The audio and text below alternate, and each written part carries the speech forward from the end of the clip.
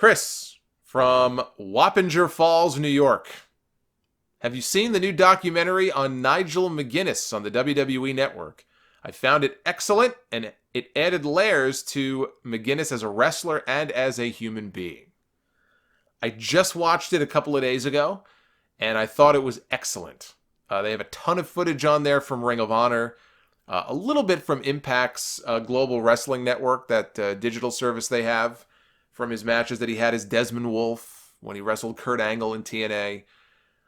It also has a lot of footage that he himself shot from his retirement tour back in 2011, which was shown on that Last of McGuinness documentary that Nigel crowdfunded. He was on Kickstarter. This is going back many years, probably 5 or 6 years now.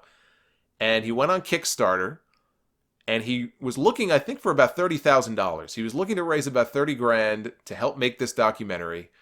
He ended up raising almost $50,000 for it. And I can remember watching the first documentary, the one that he did, thinking how depressing it was. I remember coming on the podcast and talking about it, and I said it was really good, but it was very depressing to watch, because you're watching this guy, if you know his story, you're watching this man in real time, as he was filming this on his retirement tour, it was almost like he was coping and dealing in front of the cameras with the loss of a family member. It's like a parent had died, or a best friend of his had died, and he was grieving and trying to you go through the phases of grief, the sadness and the anger and the acceptance. He was going through all the stages of grief right before our very eyes. This was his dream, and to have it taken away from him in the manner that it was soul crushing. And you could tell he was still very bitter about it when he filmed that documentary. He was crying in almost every other scene. But it was still, I thought, a very well done documentary that really got to the heart of who he was. The original one, that is. This one is also a little sad. There's definitely a lot of sad, depressing moments in this, because you can't hear the story of Nigel McGuinness and not be depressed when you find out what happened to the guy. So there is a little bit of that here. You listen to him talk about as a kid, he was a huge WWF fan, and they have Daniel Bryan, who says he still feels bad about what happened to Nigel. He says, look, I wasn't a big WWF fan when I was a kid. This just turned out to be something that I thought I would be good at. I was a big wrestling fan, but it's not like Bryan had these great dreams of one day becoming a WWE superstar. He admitted it in the documentary. He said the only reason he went to WWE is because he, like Nigel, got to a point working for Ring of Honor where his body was so beat up, and the injuries and the concussions and everything were, he was racking up these injuries, and he realized that, you know what? If I want to take care of myself, it's the only option for me that really makes sense, is to go to WWE. He was perfectly happy wrestling on the independent scene. Nigel, on the other hand, he dreamed from being a teenager of being in WWE one day. Bryan made it. Nigel didn't. And so when he talks about that, it really hits home how sad it is that things didn't work out for him in that way. But they get into all the details of what happened. They tell the whole story of him thinking he had a WWE contract. Everything seemed to be moving in that direction. He just had to go for the medicals, only to have the rug pulled out from under him at the last second. WWE says to him, look, you've had bicep problems before, because he had a bicep tear, bicep injury that he didn't have the money to have surgically repaired while he was in Ring of Honor.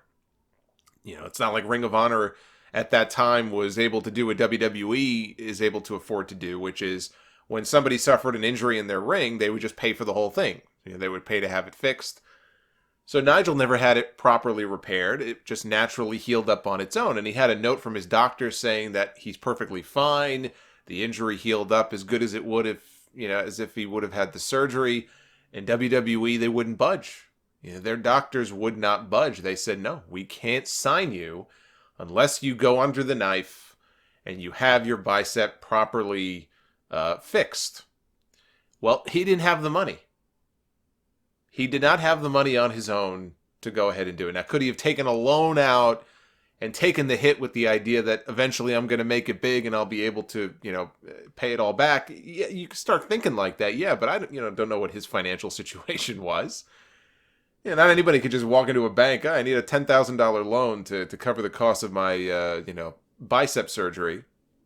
And one day I'm going to be a huge star in WWE making six figures and everything is going to be okay." He just didn't have the money to do it. Couldn't do it. And the other thing about it that really kind of drives the stake in your heart when you hear him tell the story in this documentary, had he lied to WWE and said that the bicep's fine, everything's fine, it's very likely that he would have been cleared. It's not.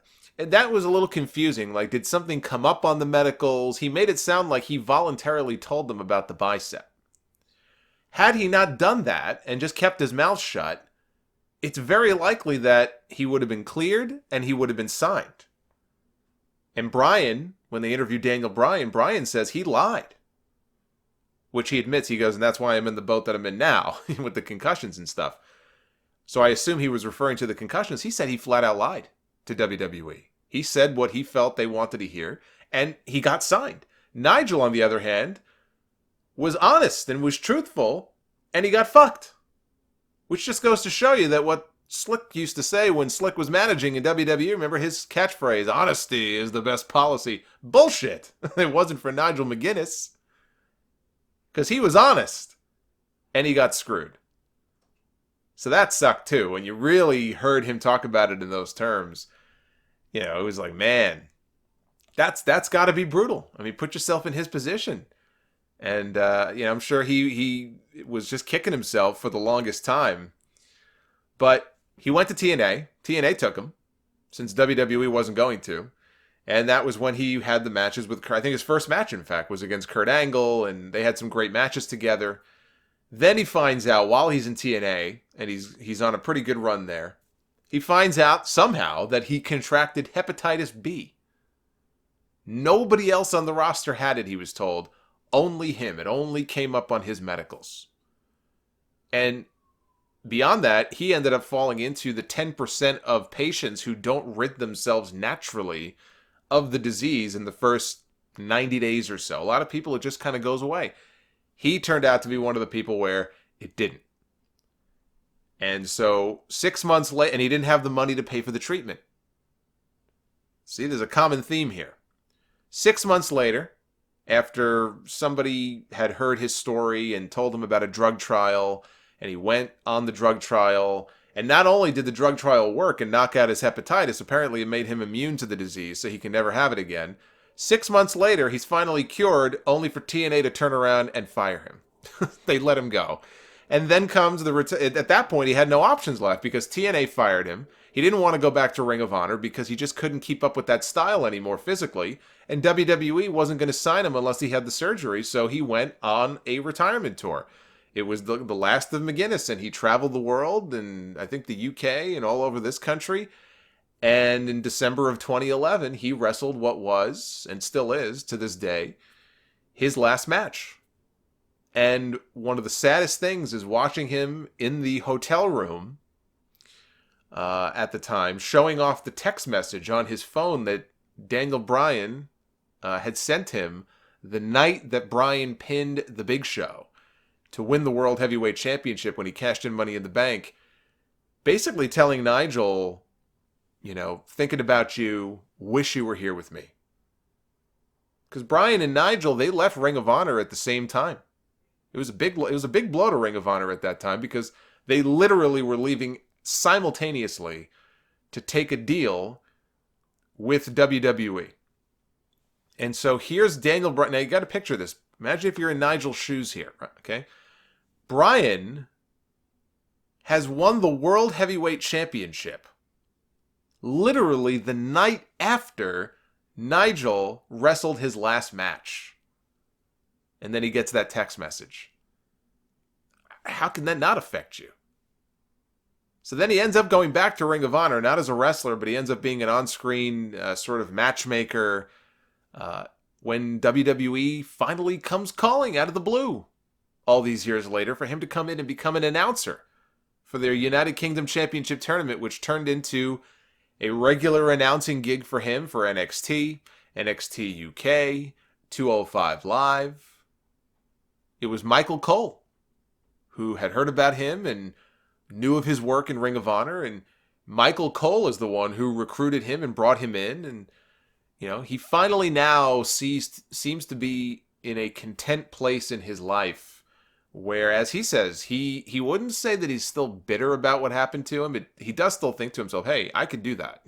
I can, if I wanted to. There technically is nothing stopping WWE from running an angle in NXT where he comes back for one more match, and unless they still hold the bicep thing over him after all these years, but otherwise there's physically nothing wrong with him. He could come back, and who knows, maybe it'll happen. In fact, I can absolutely see that happening on one of those NXT UK takeover shows as some kind of special attraction down the road. One more match for Nigel McGuinness, but it's kind of like what he says in the documentary. He's got a lot more longevity now in the role he has as an announcer than he would as a wrestler. He finally seems happy.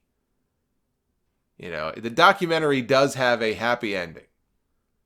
Sad as this story is when you think about all the success that he could have had, I didn't think it was as much of a downer as his first documentary was. Again, that thing was filmed long before he had the chance to finally come work for WWE. So I think this new one is absolutely worth going out of your way to watch. Someone else asked me, hey, what's your favorite Nigel McGuinness match? And I was thinking about that, and I would say it was probably the match that they showed highlights of during the documentary between him and Daniel Bryan from that Ring of Honor Unified show, when they unified the Ring of Honor World Championship with the Ring of Honor Pure title, which was created, and I think Nigel might have been the first Pure champion. They get into the whole Pure title thing in the doc as well, where it was really for somebody like him, who had that wrestling kind of catch-as-catch-can style. I love saying that. I always think of those old ShopRite commercials. But that title was basically made for somebody like him. And they had this big unification match with Bryan and with Dragon. Those headbutt spots into the steel post are just completely unnecessary. But those aside, they had what may well be the best match of Nigel's career. All the matches the two of them had were fantastic.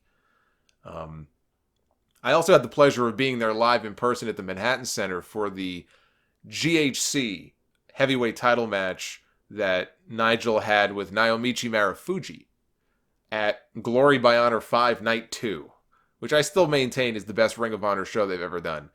That was the night that they brought Bruno Sammartino in the middle of the show to kind of cut a promo and talk to the roster. They were all like under the learning tree. They're all surrounding the ring like lumberjacks, just hanging on Bruno's every word.